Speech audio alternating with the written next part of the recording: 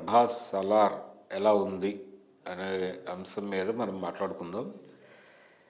ఇది అంటే ఇటీవల కాలంలో 'యానిమల్' అనే సినిమా చూసాం మనం. సందీప్ రెడ్డి వంగ డైరెక్ట్ చేసినటువంటి 'యానిమల్'.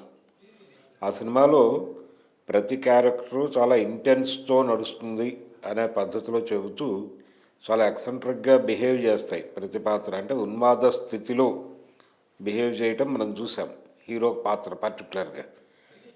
అయితే దాదాపు ఈ సినిమాలో కూడా ప్రభాస్ క్యారెక్టరు అదే ధోరణిలో నడుస్తుంది. కాకపోతే దీని వెనకాల ఒక వ్యూహం ఉంటుంది. ఇది కాన్సార్ అనేటువంటి ఒక లిబరేటెడ్ ఏరియాలో జరిగేటువంటి కథ.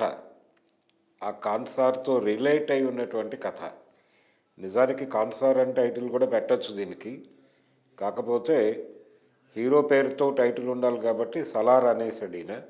సలార్ అంటే కమాండర్ అని, లేకపోతే రాజు అని, ఇలా ఏ సెన్స్‌లోనైనా వాడొచ్చు దాన్ని.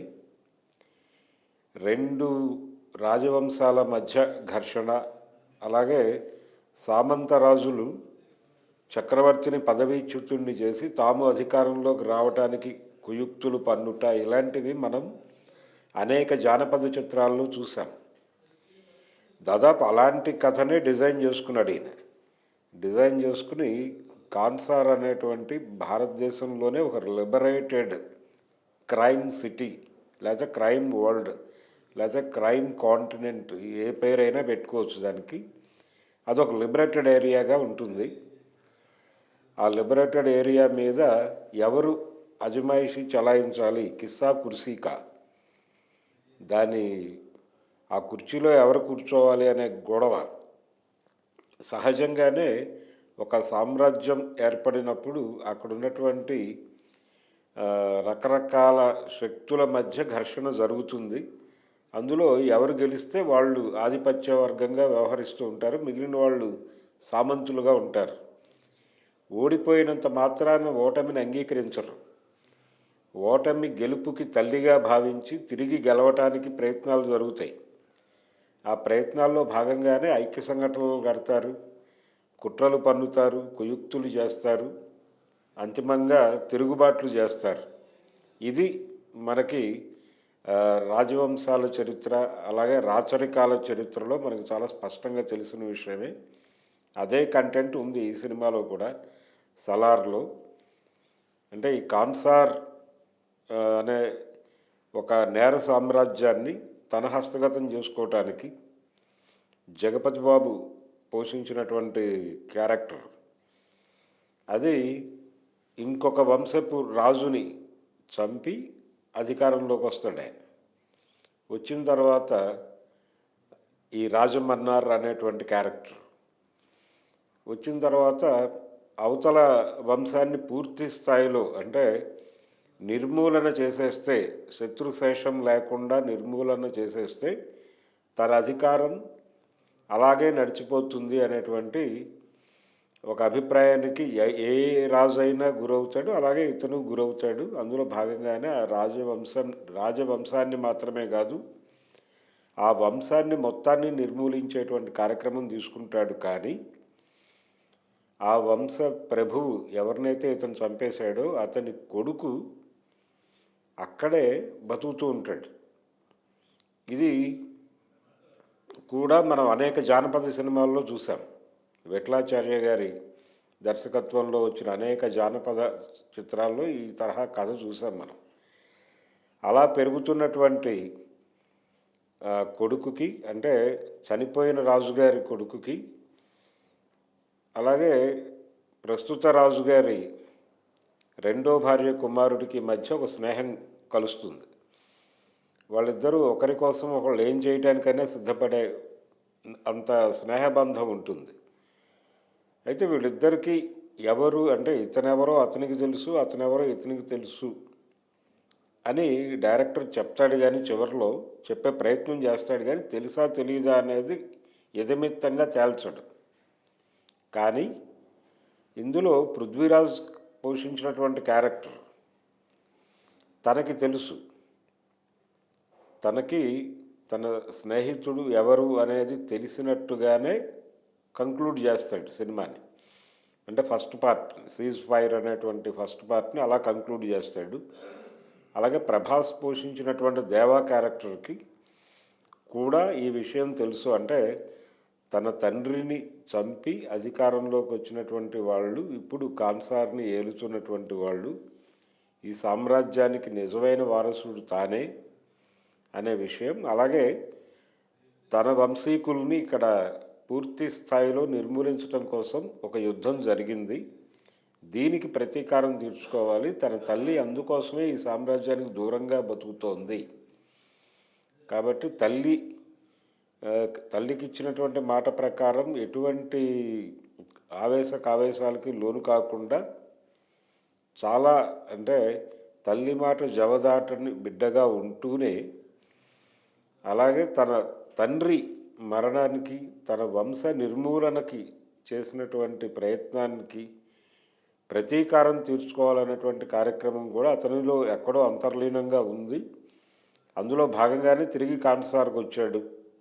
కాబట్టి ఇద్దరు స్నేహితుల మధ్య ఏం జరగబోతోంది అనేది సెకండ్ పార్ట్లో చూడండి అని ఫస్ట్ పార్ట్ని కంక్లూడ్ చేస్తాడు. ఇది ఒక ఇంట్రెస్టింగ్ ట్విస్టే. నిజంగా వీళ్ళిద్దరూ కుట్రపూరితంగానే స్నేహితులయ్యారా, వీళ్ళ స్నేహం వెనకాల కుట్ర కోణం ఉందా లేదా అనేది తెలుసుకోవాలంటే సెకండ్ పార్ట్ చూడాలి.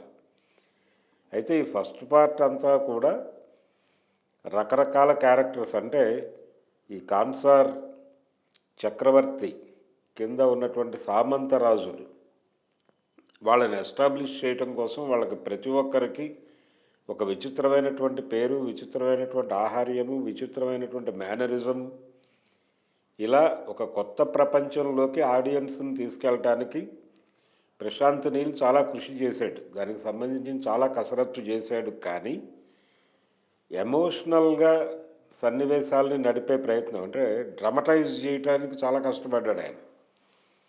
పర్టికులర్గా ఒక అమ్మాయిని, ఒక చిన్న పిల్లని విలన్స్ రేప్ చేయడానికి తీసుకెళ్ళేటప్పుడు ప్రభాస్ అడ్డుకునేటువంటి సన్నివేశం ఒకటి ఉంటుంది. ఆ సీన్ని చాలా ఎమోషనల్గా నడిపాడు. అయితే ఇదే క్రమంలో ఈ కార్యక్రమాలన్నిటికీ మూల సూత్రధారిగా నిలిచినటువంటి వ్యక్తి తల నరికేస్తాడు ఇతను.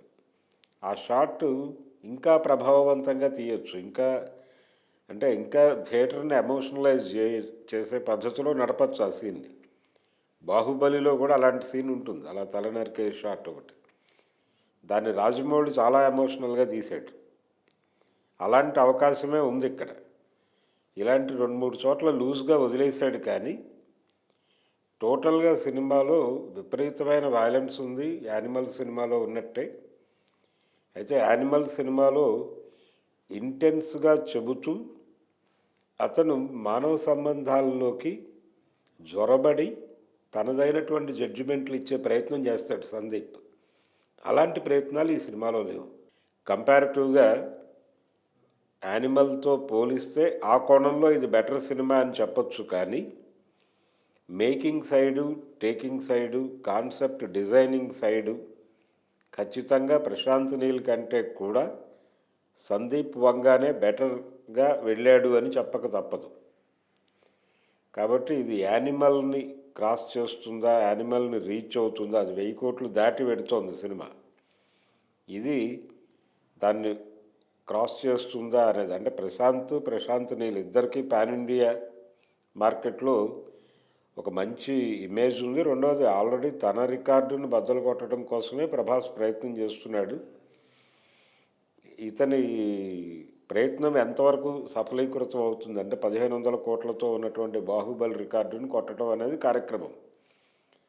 దాన్ని ఛేదించగలదా ఈ సినిమా అనేది అయితే కొంత డౌటే. యానిమల్ రేంజ్కి వెడుతుందా అనేది చూడాలి. ఇప్పుడు అంటే డివైడ్ టాక్తో నడుస్తోంది సినిమా. డివైడ్ టాక్తో నడవటానికి కారణం ఏంటంటే ప్రతి సన్నివేశాన్ని చాలా హై లెవెల్లో తీసే ప్రయత్నం చేశాడు అది. అలాగే మ్యూజికల్గా కూడా చాలా ఎమోషనల్గా నడిపే ప్రయత్నం చేశాడు. దీనికి ఫోక్ కంటెంట్ని కూడా బాగానే వాడుకున్నాడు మ్యూజికల్గా.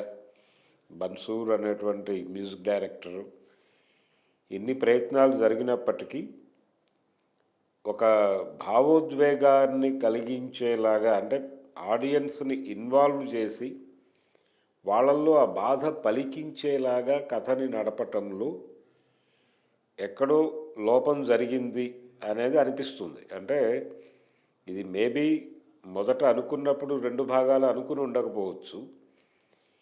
సినిమా మొదలుపెట్టిన తర్వాత 2 భాగాలు అనుకుని ఈ బ్రేక్ ఇచ్చాడు.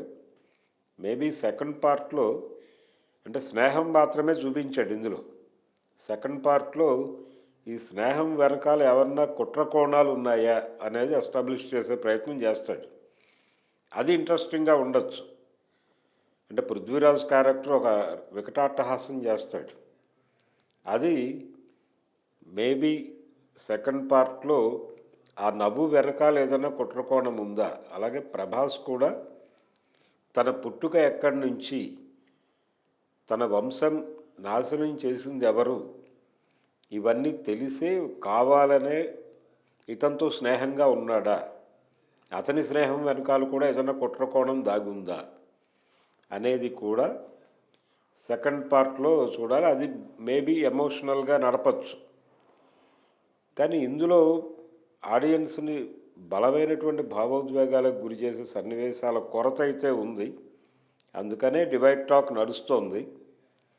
యానిమల్కి ఈ పరిస్థితి లేదు. అది కంటెంట్ వైజ్ చాలా ప్రాబ్లమాటిక్ కంటెంట్ ఉంది దానిలో. ఆయన చెప్పినటువంటి కంటెంటు, రెండోది ఆయన ప్రతిపాదించిన విలువలు చాలా దుర్మార్గమైన విలువలు. అది విలువల పరంగా ఒక రకంగా హిందుత్వ సినిమా కూడా, కానీ ఆ తరహా ధోరణి లేదు ఇందులో. అందుకని కాన్సెప్చువల్గా యానిమల్ కంటే బెటర్ సినిమానే, కానీ యానిమల్ లెవెల్ ఇంపాక్ట్ వేయగలిగినటువంటి సత్తా ఈ సినిమాలో ఉందా అనేది డౌటే. అందుకని యానిమల్ని రీచ్ అవ్వగలదా లేదా అనే దానిలో కూడా ఈ సందేహం ఉంది నాకు. ఇది యానిమల్ దగ్గరికి రీచ్ అయితే చాలా గొప్ప విషయం, యానిమల్ని దాటి ముందుకెళ్తే ఇంకా గొప్ప విషయం. కానీ ప్రేక్షకులు మాత్రం మౌనంగానే ఉన్నారు. అంటే ఎమోషనలైజ్ కాలేదు. ప్రభాస్ అభిమానులకి మాత్రం ఆయన చాలా గ్యాప్ తర్వాత ఒక యాక్షన్ సినిమాలో చూసినటువంటి ఆనందం కలిగింది. కానీ ప్రభాస్ క్యారెక్టర్లో, ఆయన డైలాగ్స్లో అంటే చాలా యాంత్రికంగా ఒక మార్వెల్ సినిమాల్లో క్యారెక్టర్ ఉన్నట్టుగానే ఉన్నాడు ఆయన. అలా కాకుండా ఒక సజీవమైనటువంటి పాత్రగా దాన్ని నడిపి ఉంటే, అంటే అక్కడికి క్రికెట్ ఆడించటము పిల్లలతో ఇలాంటి కొన్ని సన్నివేశాలు పెట్టినప్పటికీ ఇంకొంచెం సజీవంగా ఉండేలాగా, కొంచెం ఎంటర్టైనింగ్ మోడ్ కూడా ఉండేలాగా డిజైన్ చేసుకుని ఉంటే బాగుండి ఉండేదేమో అనిపిస్తుంది. సినిమా కొంచెం లెంగ్త్ ఎక్కువైనా చూస్తారు ప్రజలు అనే పరిస్థితి యానిమల్ సినిమా అర్థం చేయించింది. కాబట్టి హీరో క్యారెక్టర్ని మరీ మార్వెల్ సినిమాల్లో క్యారెక్టర్ లాగా మలచకుండా ఉండుంటే ప్రభాస్ అభిమానులకే కాదు సినిమా అభిమానులకు కూడా ఈ సినిమా నచ్చే అవకాశం ఉండేది.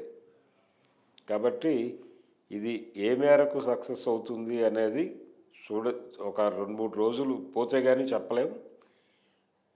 నా పర్సనల్ ఒపీనియన్ అయితే ఇది యానిమల్ రేంజ్కి చేరటం కూడా కష్టమే అనేది నా పర్సనల్ ఒపీనియన్.